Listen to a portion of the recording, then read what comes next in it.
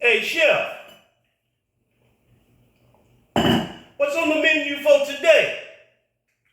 So today, we're going to do us a maple bourbon glaze for our pork ribs, or in other words, our baby back ribs. We're going to put that on the smoker about 250, 275 for about 3 hours, but we'll get back with you once we get the glaze going. All right, Chef, the grill instructor. So the ingredients we're going to use today for our baby back ribs is going to be a half a cup of maple syrup, a half a cup of your favorite bourbon. I go with Maker's Mark. It just tastes dang good to me. You can use tomato paste or ketchup. I'm going with the spicy Whataburger. You can have your quarter cup of brown sugar, your 4 tablespoons of apple cider vinegar, seasoning of your choice. I use Texas style rubbed down passerini's, 4 teaspoons of that. Then also, if you want that extra shine on it, you're going to go and go with 2 tablespoons of butter. Then we're going to mix that all together, bring it to a boil. Then that will be your glaze for your ribs. Woo, doggy, that's going to be good. I can already taste it now. All right, we're back. As you can see, we got our maple bourbon glaze on right now on the simmer. It's been boiling. But now we'll go with our appetizer, which is going to be bacon wrapped shrimp with a dash of our pork rub on it, on our shrimp. That's going to be an appetizer. And man, it's to die for. Bacon I always go for is Jimmy Dean, probably one of the top ones. Other than that, bacon of your choice. But let me go ahead and get to wrapping my shrimp, and I'll show you how that's done at the finish of my product. Right back at you. Chef, the grill instructor. Okay, as you can see here, here's our finished product, bacon wrapped shrimp with my Tex Joy button rib tickler pork rub. Get you some. All right, we're back with you, Chef, the grill instructor. So today we will be cooking on charcoal. My charcoal choice is Kingsford, along with Kingsford lighter fluid. Now, most people don't understand how to cook on charcoal. Now, once you get your charcoal lit, then you're gonna wait till it gets like an ashy color. You know, if you African American, you understand ashiness. So in other words, when the charcoal turns gray, then you can add your wood to that mix. Now, when do you put your meat on? You put your meat on when the smoke is clear. Not when it's first going and it's cloudy, white, gray. That's a dirty smoke. You want a clear smoke. But for right now, we're gonna go ahead and get this lit, and we'll get back with you. All right, as you can see here, we got our grill lit, making sure you don't walk off when the fire's going. This is how you burn off any excess stuff you had from last week or the week before. You burn it off, and then once that gets going down, get right back with you here in a second. All right, we use our good gloves here.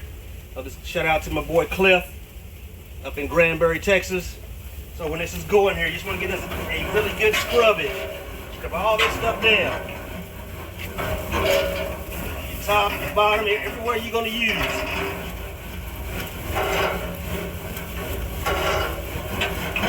All right, that should be good enough there.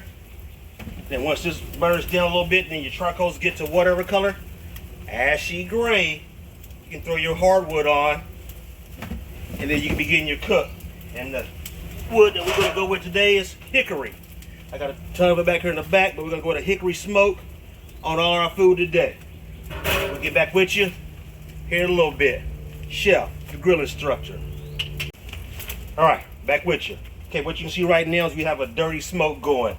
The charcoal just now starting to get a little ashy, but most of them are still black as the charcoal color. So what we're going to do, we're cooking on an offset smoker here, so we're going to close the offset side of that. We're going to go and close the top lid. Now, most people set the wood on top just for looks, it doesn't matter. So now, the intake for the air valve. We're going to go ahead and close this, but leave it wide open just so those charcoals can get going.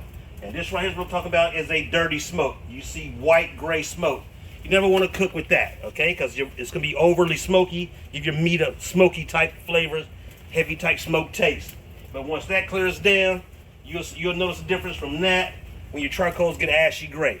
We'll get right back with you here in a little bit. All right, we're back. Chef, the grill instructor.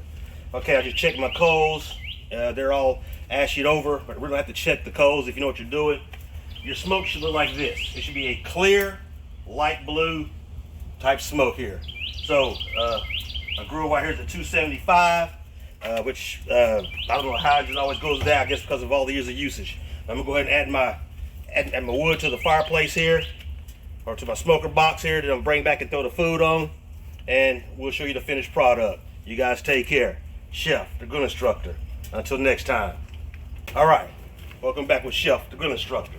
All right, you can see we have everything on our grill here. We got our bacon wrapped shrimp and our pork ribs here. Now, the secret to the pork ribs, get them really, really good to where you don't have to baste them in no barbecue sauce. Brown sugar.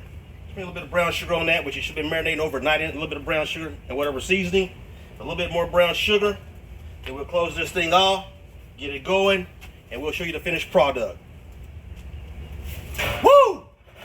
That's some good stuff right there, baby. Back with you in a little bit. Okay, we are gonna go ahead and baste this with our maple bourbon glaze here, out here on our warmer. So, have a look at this. Once again, man, if you looking, you ain't cooking. So let's go ahead and get this glazed. Man, that smells good. And I do use a mop. We just baste that.